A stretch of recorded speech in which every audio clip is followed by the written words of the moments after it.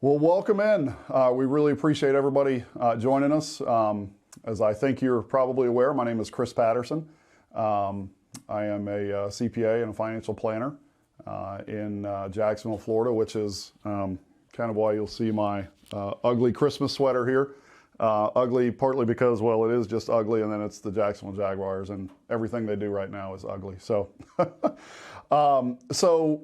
just some kind of introductory things before we get started here. So, why are we here? Well, year-end planning is always a little bit chaotic. There's always a lot of things to consider.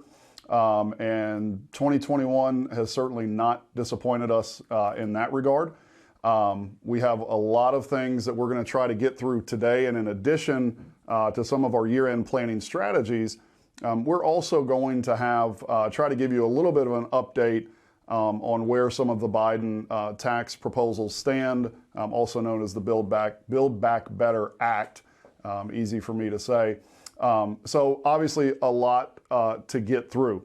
Couple of just points here. I've got some notes in front of me, so I may occasionally just look at those and look away from the camera. I also have a screen just over to my left, and so occasionally I'll look over there just to kind of remember where I'm at, remember what I'm doing. So as we work our way through this, please feel free to ask any questions. You certainly can type those in just kind of below in the box there. Type those in. We'll address all of the questions at the end of our session here, and but please feel free to throw any questions at us. So, who am I? As mentioned, Chris Patterson, CPA, financial planner. In Jacksonville, Florida, just outside of Jacksonville, Florida. Been doing this for about 20 years. I was really fortunate. My dad had a CPA practice for a long time, and I was lucky enough to kind of join on with him. Started off, before I joined him, I was in the financial planning world with Prudential and Wachovia, actually First Union, then Wachovia, then Wells Fargo. But then went and joined Dad and was, like I said, was really lucky and fortunate to have that opportunity. Kind of jumped into the tax and accounting and the audit world, which the audit world was one of my least favorite things. Sorry, Dad. But at any rate, as I worked my way kind of through the tax and accounting world, I quickly realized that the tax and the accounting and the financial planning really meshed together very nicely. And so over the last probably 15 years or so, have been fortunate and have done, I think, a pretty good job of really using kind of detailed tax planning to kind of drive financial planning for clients and really try to provide as much value as I can there. So that's just a little bit about me. And I don't want to spend too much time on that because I really want to jump into kind of the heart of the material here. So We've really got about 5 year-end planning strategies that we're going to go through. The first of those is going to really kind of charitable giving, but we'll dig a little bit deeper into charitable giving. So we'll have, the first thing we want to talk about are donor-advised funds. Donor-advised funds are essentially just a giving account that's established at a public charity. And you can contribute cash, highly appreciated stock, privately held business interests, life insurance, cryptocurrency, oil and gas interests. Point being, there's a lot of flexibility in terms of what can be given. Where we will normally see donor-advised funds utilized is if we have a client who we know is pretty charitable each and every year, but maybe they're not getting above the standard deduction, which obviously is fairly large now. We're, depending on age and some other factors, you're pushing $27,000 married filing joint in a standard deduction. So obviously that's very large. So if a client has maybe an unusually large income event in a particular year, we will utilize donor-advised funds as a strategy to get them up above the standard deduction limitation.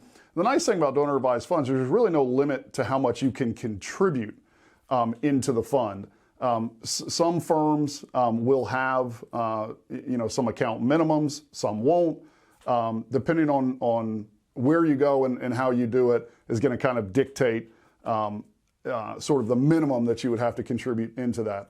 But the advantage is that you can contribute into a donor advised fund, but you as the donor ultimately control when and where those funds go.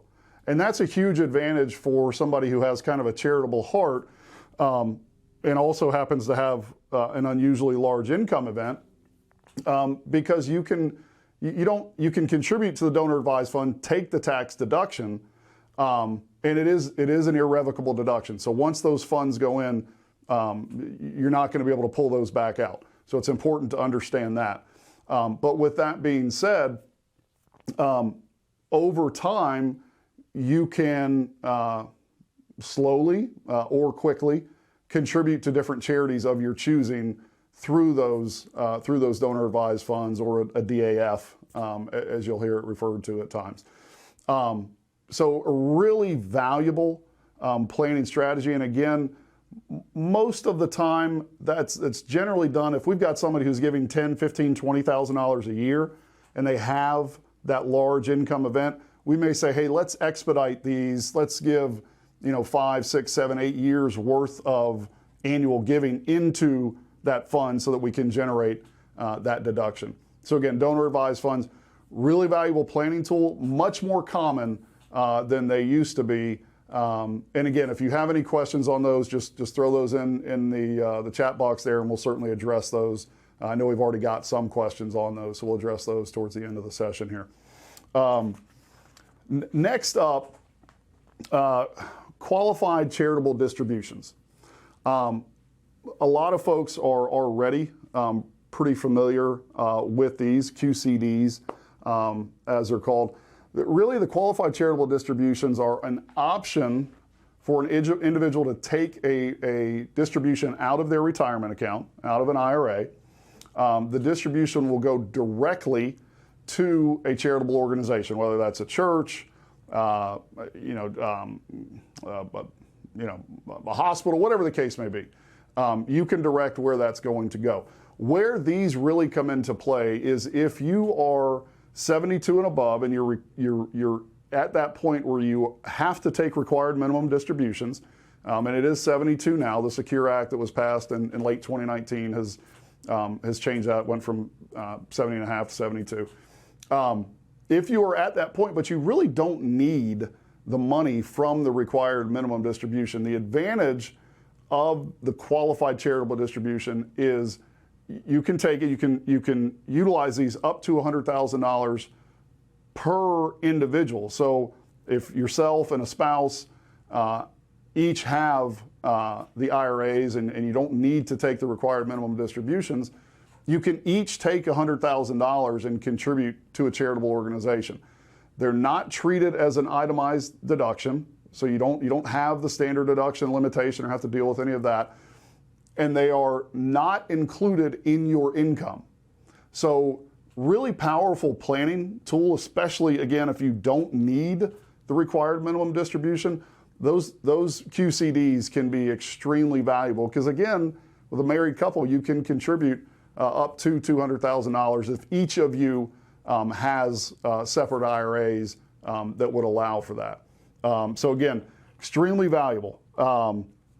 Just as a point of reference, so I don't forget, eligible account types, traditional IRAs, inherited IRAs, SEP IRAs, and simple IRAs. The SEPs and simples do have to be inactive accounts. Pretty rare that we see those QCDs out of those accounts, but just as a point of reference, just so you understand eligible account types there.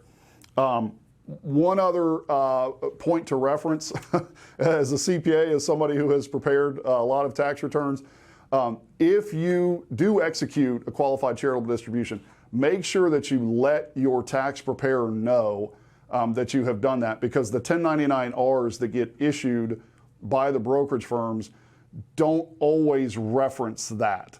And so we want to make sure that we don't include something in income that shouldn't be included in income.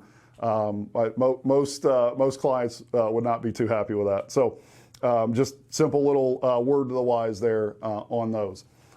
So talked about donor advised funds, talked about qualified charitable distributions. Next up, gifting appreciated stock. So a pretty well-known strategy. I think most folks are aware of the ability or the option to gift appreciated stock. So there's a few things to keep in mind here. Number one, you really want to be cognizant of where you are with standard deduction versus itemized deductions, because if you do gift appreciated stock, that's going to be treated as a charitable contribution, which will get reported on Schedule A and would be treated as an itemized deduction, assuming that it's greater than the standard deduction threshold, if that makes sense. The real advantage here is when you gift the appreciated stock, yes, you receive the benefit of the tax deduction, again, assuming that you itemize, but you also avoid the possible capital gains tax on the liquidation of that stock. I will caution you one sort of downside to gifting appreciated stock is if you were to leave that stock just to children, grandchildren, whatever the case may be, you do kind of lose out on the stepped up value and basis at your death. So that is one downside to that. But if you have some stock that you've held on to for a while that has gains in it, and a donor advised fund or a qualified charitable distribution just really isn't an option for you, gifting the appreciated stock is certainly something that you could consider. I will caution you or encourage you, probably a better word, to get with your advisor or your tax preparer to make sure before you actually gift it, to make sure that you're actually going to be able to benefit from the deduction because of the size of the standard deduction being so large. Just want to be a little bit cautious there. But certainly can be a good option for a lot of folks. So in terms of charitable giving, those were the main things that we really wanted to hit on. Donor advised funds, qualified charitable distributions, and gifting appreciated stock. Now I will tell you, each of those strategies in and of themselves can be extremely valuable. And one thing I didn't mention on the donor advised funds, obviously we're within a 30-day window here, before the end of the year. The donor advised funds, qualified charitable distributions, gifting appreciated stock, those are all things that are fairly, easy to set up and execute. So you still have time left in 2021 to execute those strategies if you choose to. Okay. Water break. All right. So let's move in now. I think we're on Roth Conversion. Roth Conversion planning. All right. So Roth Conversion planning. The key word here is planning. So there are really several factors that you need to consider. So one of the most common questions that I get as a CPA, as an advisor, is should I convert my traditional IRA to a Roth IRA? Well, that's really a loaded question. I have no idea. You can't really answer that question in a vacuum. You really have to kind of dig into the details of that. And the reason that I say that is, for one thing, you really need to have a pretty clear picture of how much longer you have until you plan to retire. Or if you are already in retirement, let's say you're 65, 66 years old, and you've still got a 5, 6, maybe 7-year window until you have to take your required minimum distributions, you really want to utilize a multi-year approach with a Roth conversion strategy.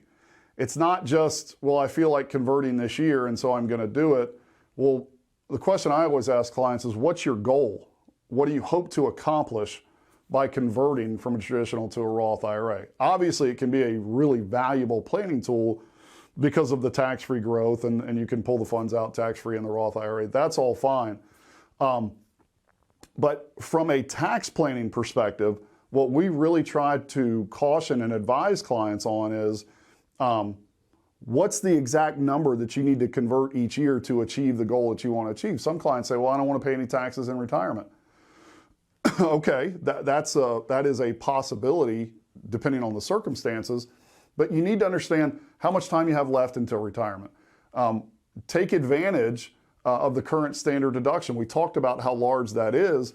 You actually can have, if you don't have a pension, maybe a military retirement, whatever the case may be, you actually can have about $600,000 to $700,000 in a traditional IRA and still pull those funds out tax-free if that's your only income. And I'm using a very simplified example here. But because of the size of the standard deduction, you could have a fair amount of money left in a traditional IRA, and a lot of clients don't realize that. So you have to understand that. It's also extremely important to understand what your tax bracket capacity is, meaning if you're in the 24% bracket, how much more income can you earn and still stay in that bracket, or how much can you convert and still stay within that bracket? We generally want to try to avoid bumping into another bracket unless there's some circumstances that apply that would warrant it, but understanding your tax bracket capacity.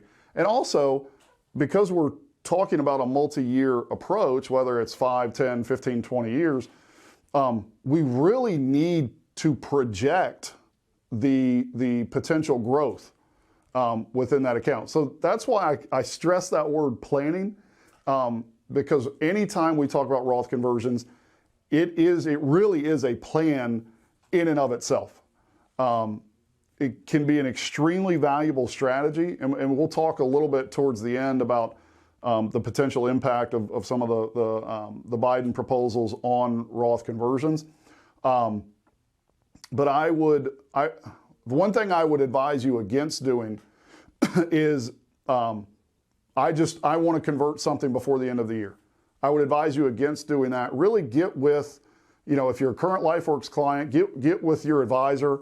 Or if you have questions about this and you don't have an advisor, you want to just chat with me, that's fine. But you really need to put together a plan around Roth conversions. I can't stress that enough. Okay, yeah, so I think we hit on everything there as it relates to Roth. So let's jump into some tax loss harvesting. So I think, pretty sure most people are familiar with the terminology. You may even be pretty familiar with conceptually just kind of how it works. Really, at the end of the day, all tax loss harvesting is reviewing your current holdings within your portfolio. And just as a word to the wise, I'm sure most of you already know this, but you can't do any tax loss harvesting inside of an IRA, because obviously that's a tax deferred account. Anything that comes out is going to be taxed as ordinary income. So we're talking about just taxable brokerage accounts. Okay. So what we want to do, step one, is just review your current positions. Do you have any losers in those positions? If you do, then tax loss harvesting in its simplest form is just selling those positions that you or your advisor deem appropriate, and capturing or realizing those losses. Okay. Now, once you have sold those positions, it is important to understand there is something called a wash sale rule, which is an IRS rule, which prevents you from reacquiring that position within a 30-day window. So you've got to wait until that 31st day, then you can reacquire that position. One caveat to that, which is important, is the cryptocurrency. It does not apply to cryptocurrencies. So I am by no means a cryptocurrency expert, but I can tell you that the wash sale rules do not apply to cryptocurrency. And so what that means is if you have significant losses in a crypto currency position. You can sell that position, realize those losses, and you can literally reacquire that position back the same day. Now, that is more likely than not going to change with the Biden tax proposals. So if you find yourself in that situation, this year, 2021, may very well be the last year that you would be able to take advantage of that. So just kind of be aware of that. Now, so that's one part of tax loss harvesting. So you've captured the losses, you've harvested them, you've realized them, but they really don't, the losses in and of themselves don't really provide you any significant tax benefit until you have capital gains to offset them. You're going to be limited to $3,000 per year on your capital losses that can go to offset ordinary income. So the next step is to, again, which you probably have kind of already done this, given step one, is to again look through your portfolio within your taxable account, identify if you have any winners that would be appropriate to liquidate now in the current year. And that's really a decision that if you're managing your own money, that's a decision you're going to make on your own, or if you have an advisor, you'll make with your advisor, maybe your CPA. But you're going to want to just review that portfolio, see if there are any winners that would make sense to sell off now, maybe as a part of a rebalancing strategy, and use those to go against those losses that were generated within the tax loss harvesting. Now, if you don't, if that just doesn't apply in your situation this year, that's okay.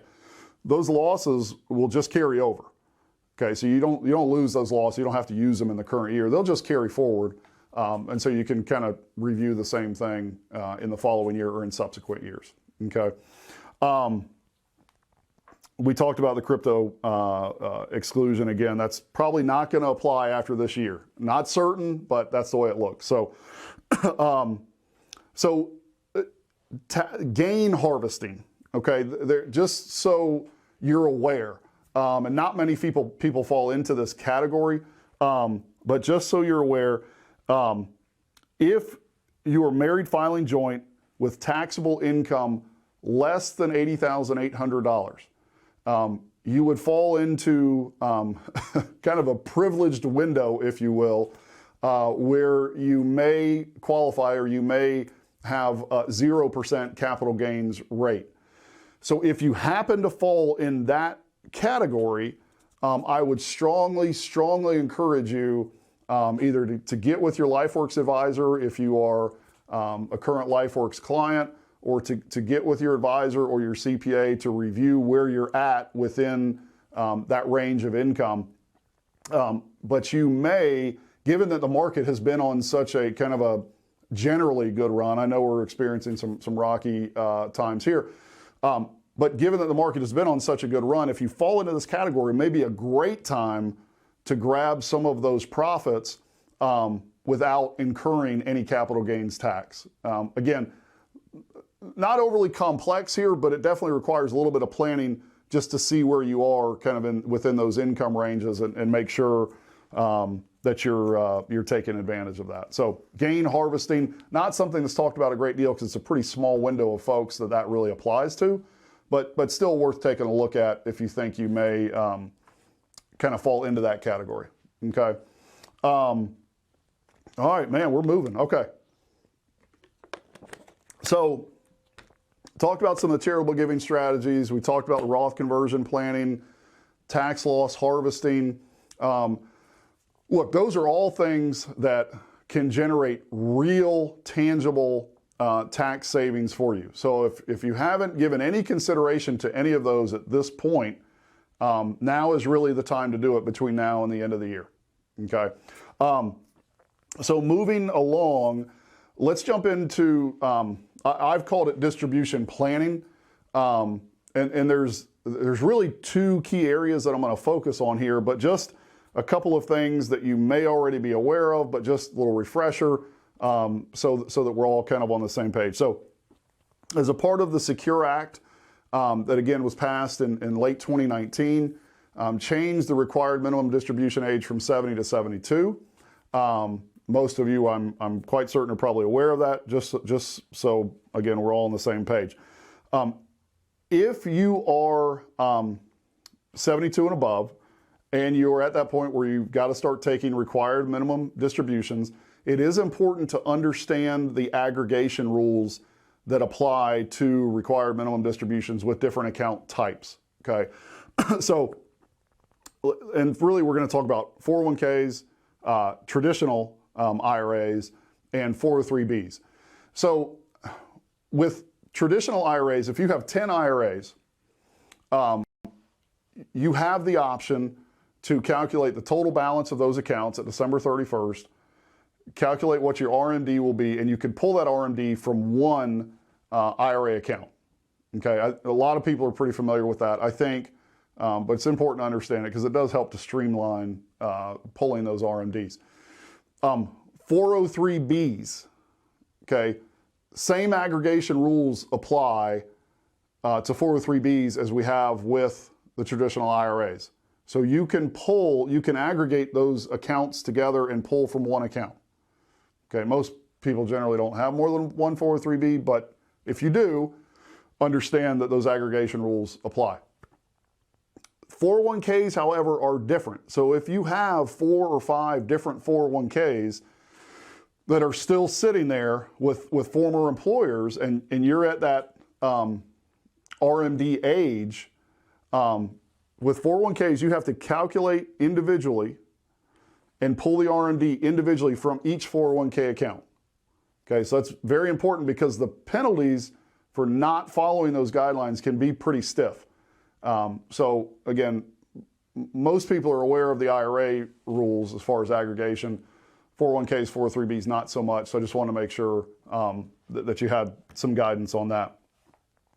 So now, two distribution strategies that I want to spend the rest of our time in this section on.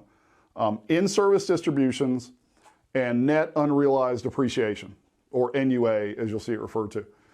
In-service distributions are, I won't say that they're common, but about 70% of plans that are in existence today do allow for in-service distributions. All an in-service distribution is, once you reach age 59 and a half, and there are some other kind of little caveat rules for earlier ages. I'm not going to get into that right now.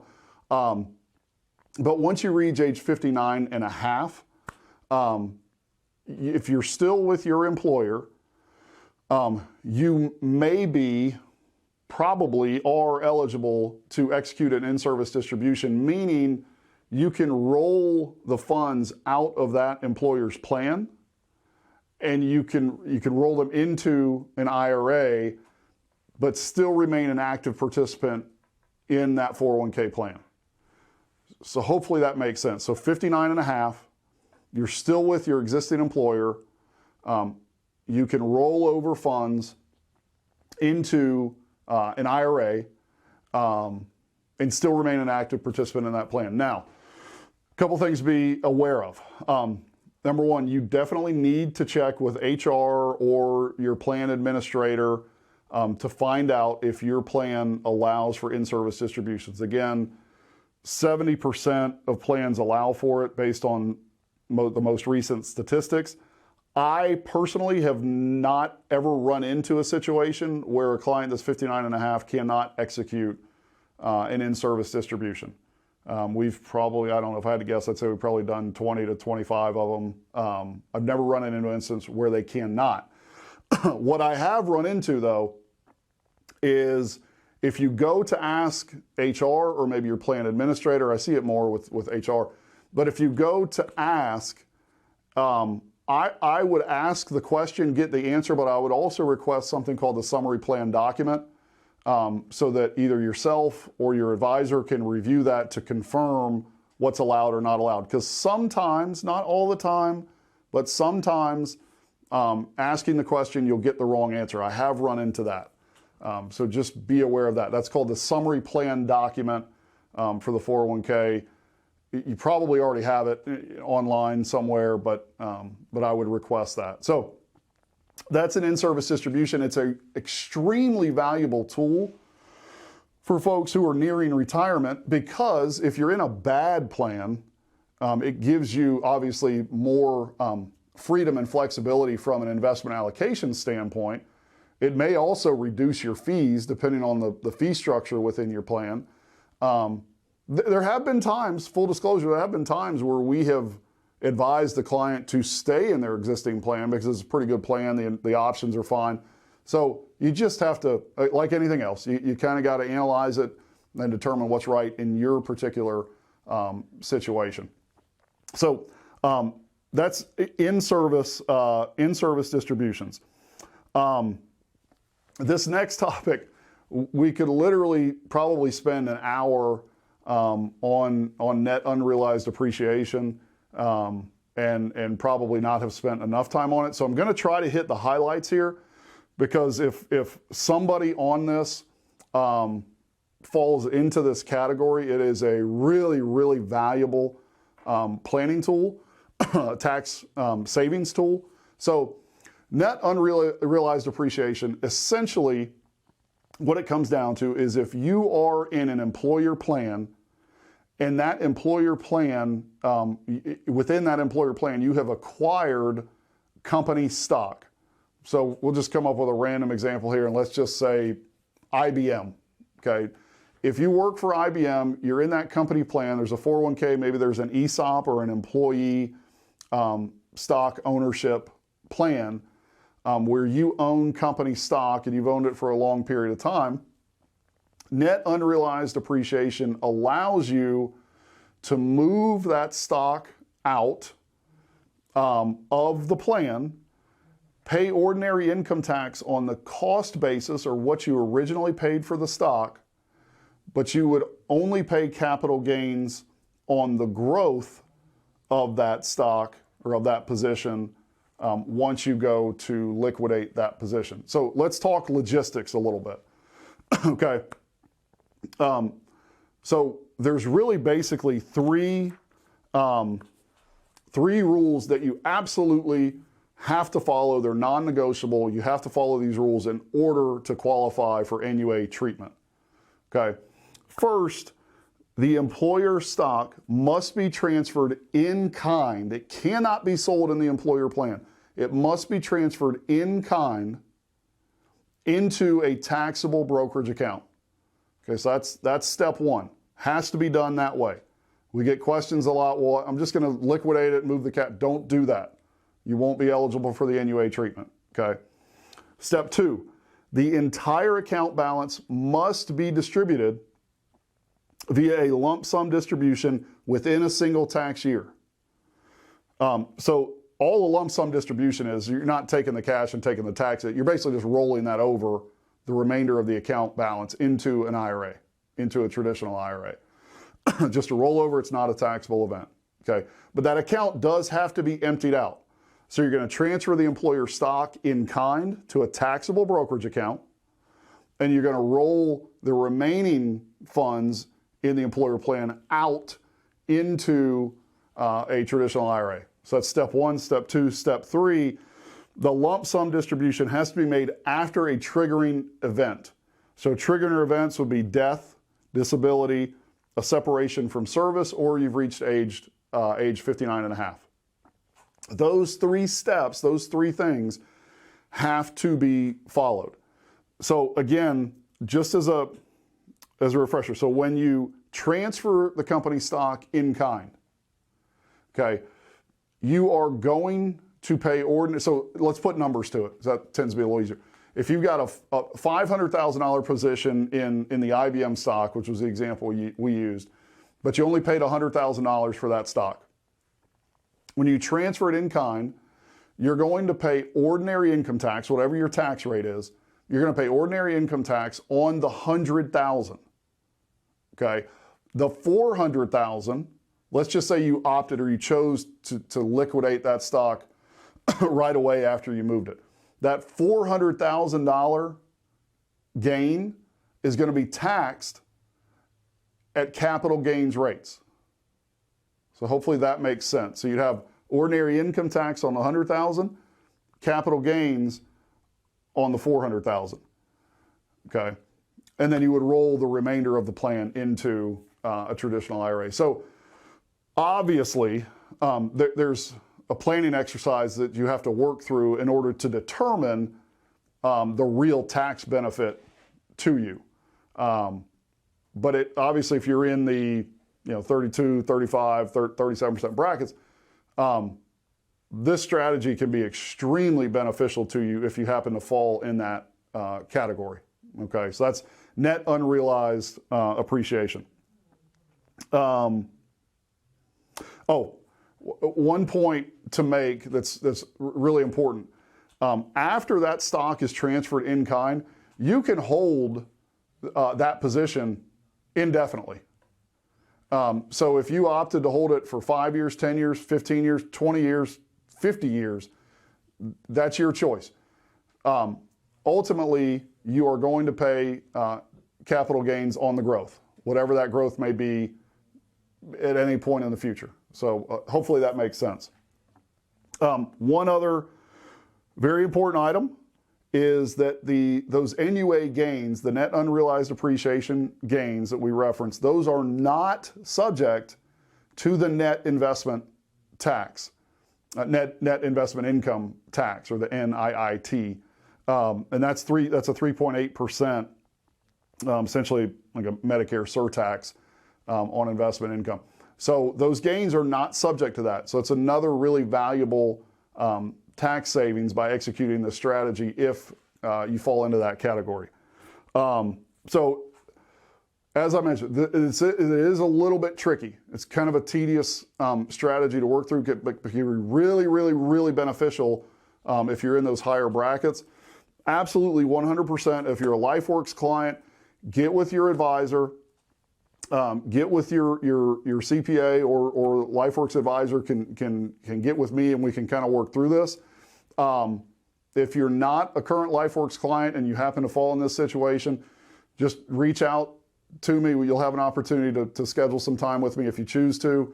But again, extremely valuable, the net unrealized appreciation. All right, making some good progress. All right.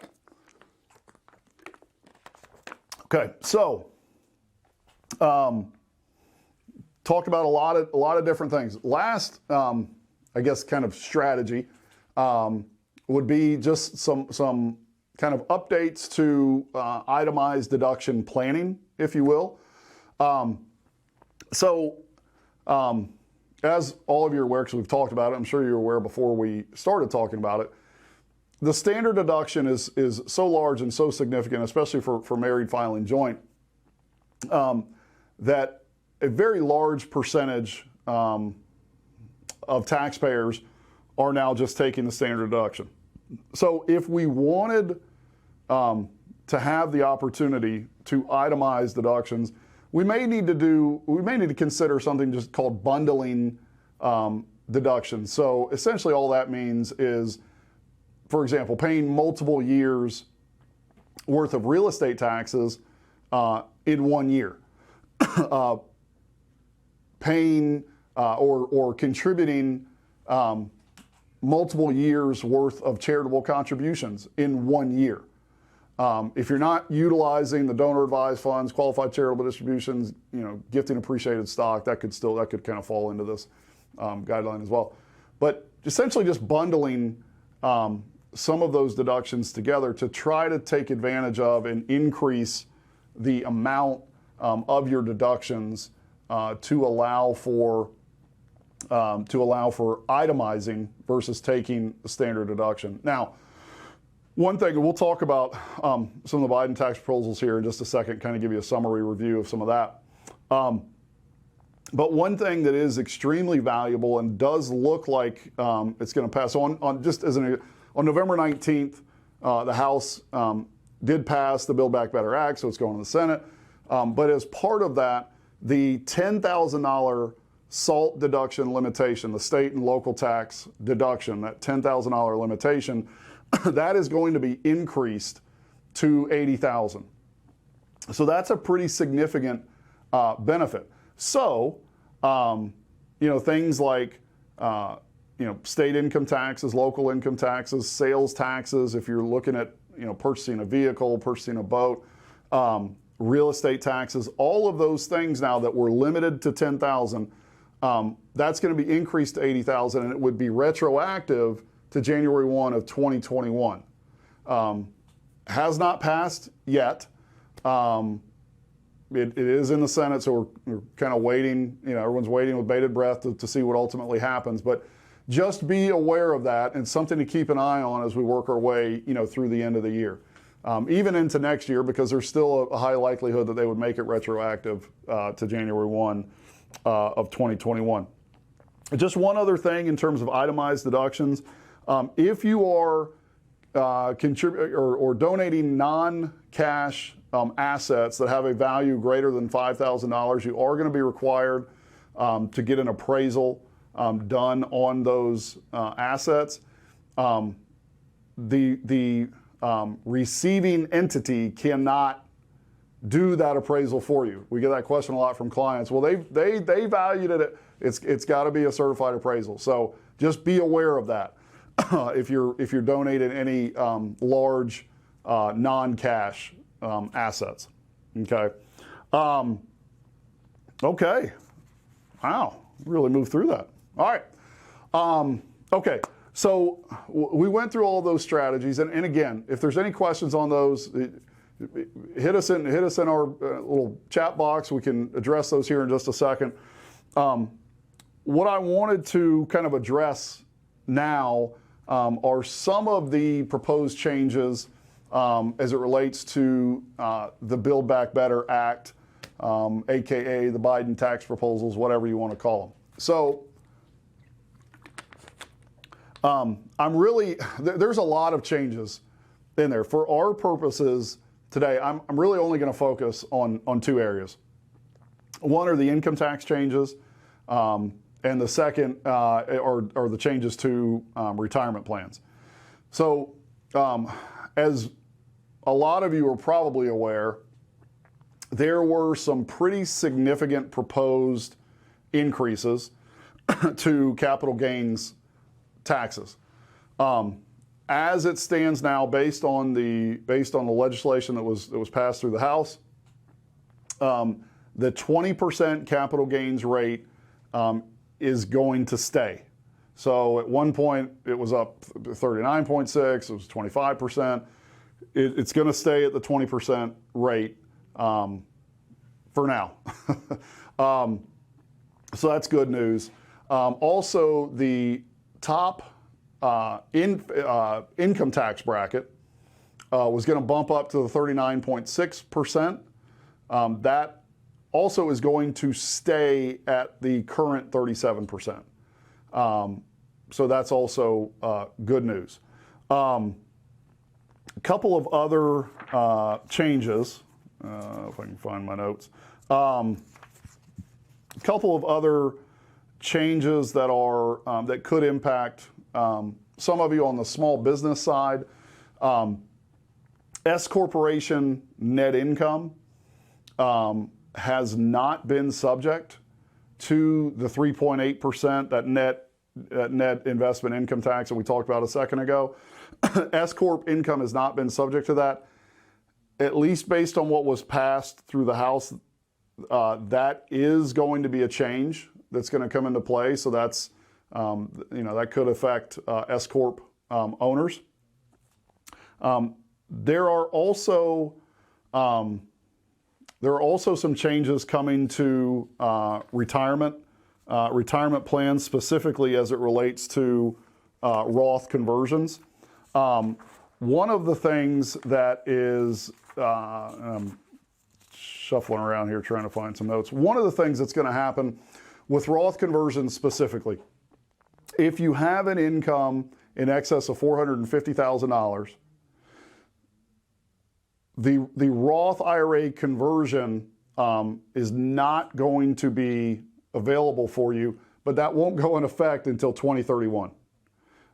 So it's basically, it just gives you a 10-year planning window to kind of plan for that and prepare for that. There are a lot of other changes in the Biden tax proposals, but for the time being, those are the ones that are probably bearing the most weight at this point in regards to income taxes, retirement plans, and how folks kind of need to plan and prepare for those. Nothing is finalized yet, so we are, again, waiting kind of with bated breath to see ultimately what happens. But for now, those are just some kind of quick hitters so you understand where we stand with the Build Back Better Act. So that really is everything that we wanted to ultimately kind of try to get through.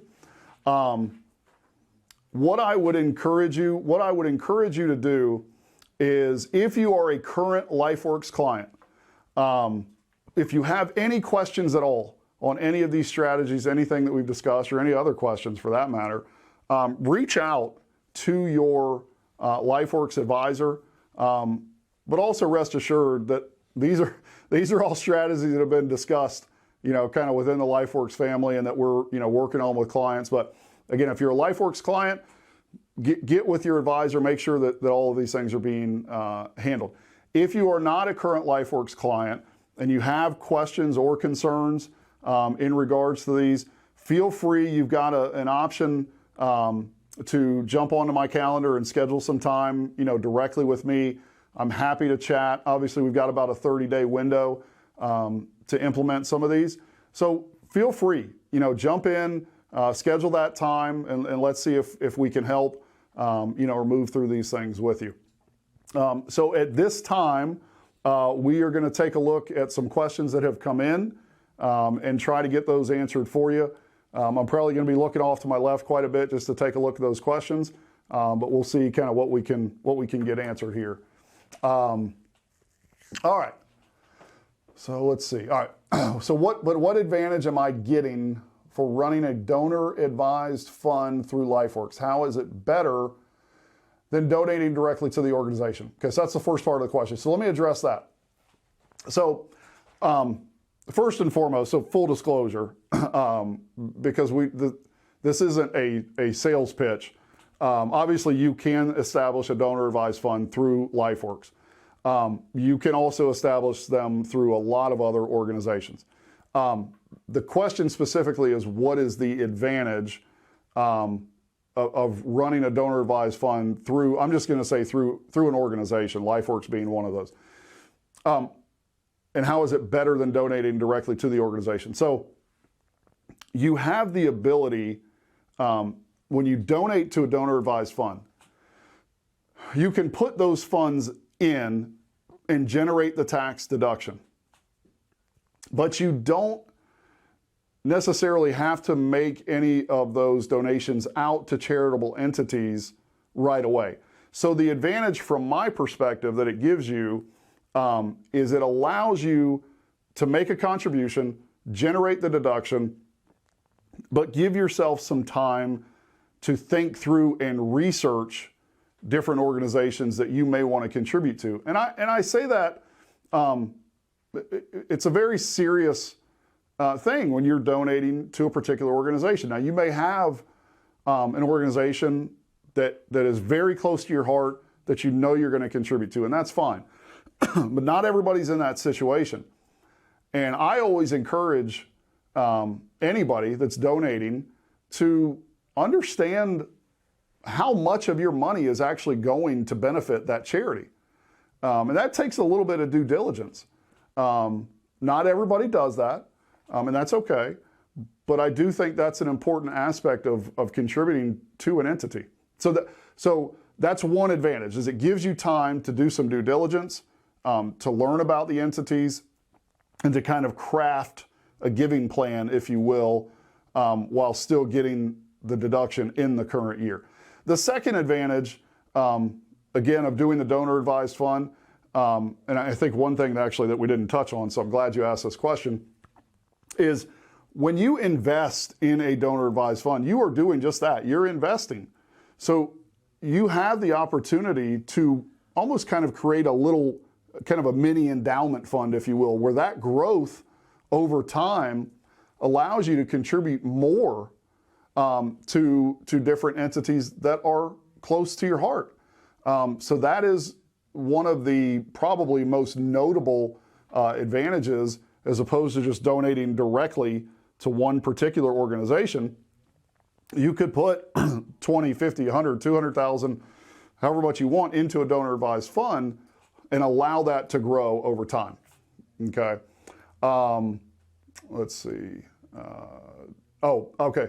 So what if I open a donor advised fund with 25K minimum, which is that is the Lifeworks minimum, in 2021 before year end, donate 24 of that to charitable organizations? Does that create a problem having only 1,000 left in that account? Is that the way it is supposed to be used? So there is a $25,000 minimum when you set this up through Lifeworks. A lot of groups have some type of minimum. If you were to donate the 24,000 before the end of the year, that's fine. There's no issue with that. If it drains it down to $1,000, what would happen is you do have to maintain basically a $10,000 balance. Again, I'm speaking from the Lifeworks perspective here. You do have to maintain a $10,000 balance. So essentially, the donor advised fund itself would reach out, say, hey, we need to get this back up to the $10,000 limit. And generally, you're going to have some time frame to do that. So a lot of times what we'll see with donor advised funds is a contribution will go in, and then it might sit for 6 months, a year, 2 years, and slowly come out of it as you identify entities to contribute to. So hopefully that answers that question. Let's see. So does it ever make sense to do a Roth conversion that exceeds your current tax bracket? I would say generally no, but there might be a scenario where by going up into the next tax bracket, maybe you know that you have some unusually large income events coming within the next few years. Maybe you know there are some tax increases coming your way, whether they're state or federal. And so from that perspective, it could make sense to do that. I will go back to the original point that I made, that you need to have a multi-year plan. In each year, you're going to review that plan. So in a particular year, we may sit down with a client and say, look, you're in the 24% bracket. If we convert this much, you're going to bump into the 32% bracket, but you had over withheld on a W-2, or we already planned for that and made some estimated payments. So again, it would just have to be a review of a particular year within that multi-year plan. But I really can't stress enough, I think Roth conversion, any Roth conversion should be done as part of a multi-year approach. So, all right. The QCD cannot go to the DAF, right? It must be a direct charity, not a holding bucket like the DAF. So that actually is correct. So the qualified charitable distribution cannot go to the donor advised fund. It would have to go, so your contribution would go into the donor advised fund, which is not going to come from your IRA. Now you could take a distribution out of the IRA and then make a contribution in the donor advised fund, but you're probably just better off doing the qualified charitable distribution. That's a great question. The direct answer is you're correct. Yes. Okay. For NUA, is there a typical appreciation amount you'd like to see to have it make sense? For instance, at least 50%. I have shares purchased in the last few years that have little escalation. Can I only convert via the NUA, the low cost shares? Okay, so this is a really good question. Typically, the NUA is going to make the most sense when you have highly appreciated positions. It would be really tough for me to recommend going the NUA route if there's not real tangible tax savings. So if, to your point, let's see, for at least 50%, I have shares purchased the last few years that have little escalation. That probably wouldn't make sense because it is kind of a tedious strategy. There's a little bit of a hassle to doing it. And again, if you have very little escalation, then that capital gains savings, also depending on what tax rate you're in, it just may not be worth it. There just might not be enough tangible tax savings to warrant doing that. I hope that answers that question for you. What's the advantage? What are the advantages, disadvantages, advantages and disadvantages of a DAF versus a QCD? Okay. So really kind of two separate scenarios. The QCD is going to be specific to an IRA account where you're pulling money out of an IRA and you're directing it to a particular charity. The QCD, from my perspective, it generally makes the most sense if you're above age 72 and you simply don't need the required minimum distribution. If you just don't need that to live on. So, and you're a charitable person, which some are, some aren't. That's okay. That's fine. But if you're below 72, there's really no reason to pull the money out of the IRA because you don't have to, if that makes sense. So QCD is really just specific to a scenario where you're above 72, don't need the required minimum distribution. The DAF is really going to be when you have excess cash on hand, again, an unusually large income event, or we know you are a charitable person, you're giving $10,000, $15,000, $20,000 a year, but it's not really enough to bump you into itemizing, so you're just taking the standard deduction every year. We may expedite those and take 5, 6, 7 years worth of deductions in 1 year. So the disadvantage of a qualified charitable distribution based on how I would typically use it, I wouldn't really say that there is a disadvantage because you're just taking money that you don't need and giving it to a charity that you would give it to anyway, and so you're avoiding it being reported in your income.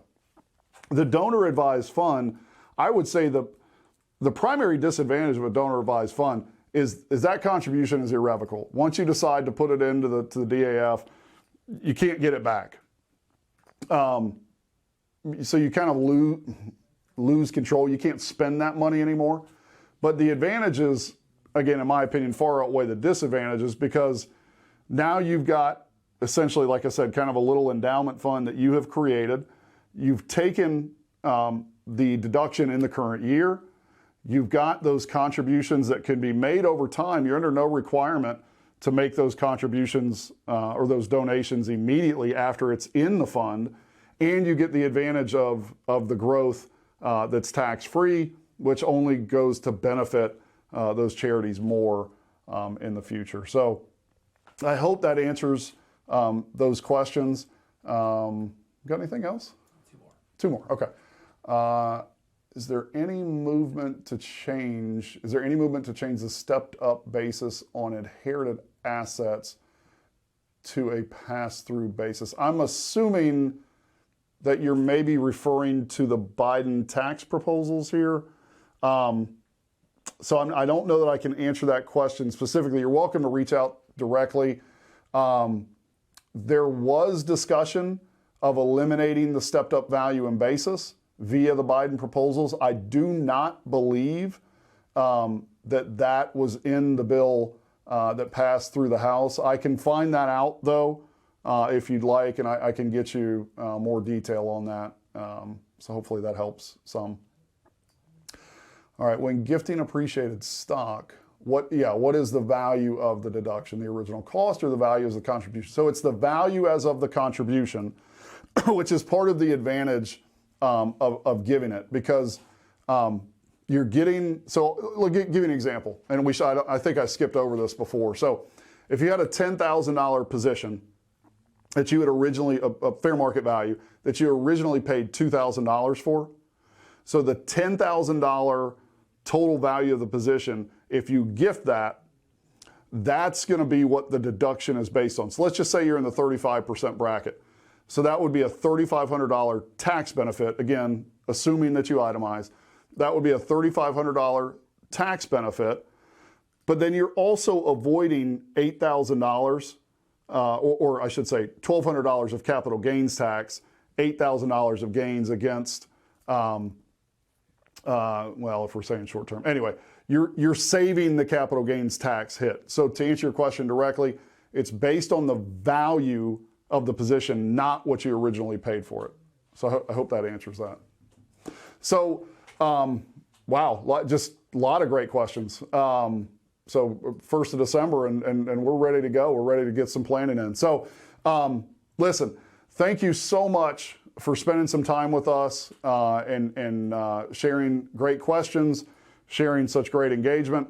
As I mentioned, if you are a Lifeworks client, do not hesitate to reach out to your advisor. But again, rest assured, these are all things that are being discussed and addressed kind of behind the scenes for a lot of clients. If you are not a current Lifeworks client, and there's anything here that you have additional questions about, you're curious about, what some of these planning engagements may look like, or how we would work with you, feel free to, you've got that link to jump on my calendar, schedule a time directly with me, and we can set up a call and work through that with you, and be happy to chat. And oh, it looks like we got another question. If tax deduction goes to 80K real estate plus sales tax, would it be a good idea to pay off my car loan? So it's always a good idea to get rid of debt, but paying off that debt would not have any benefit to you from a tax standpoint. When you purchase the vehicle, that's when you would receive the benefit of the sales tax deduction. Paying off the vehicle doesn't generate any additional deduction. So hope that helps. Awesome. So I think that's it. Again, don't hesitate to reach out, schedule a time. Happy to chat. And obviously, happy holidays. Hope everyone had a great Thanksgiving, Christmas coming up. Hope everyone has a great end to the year.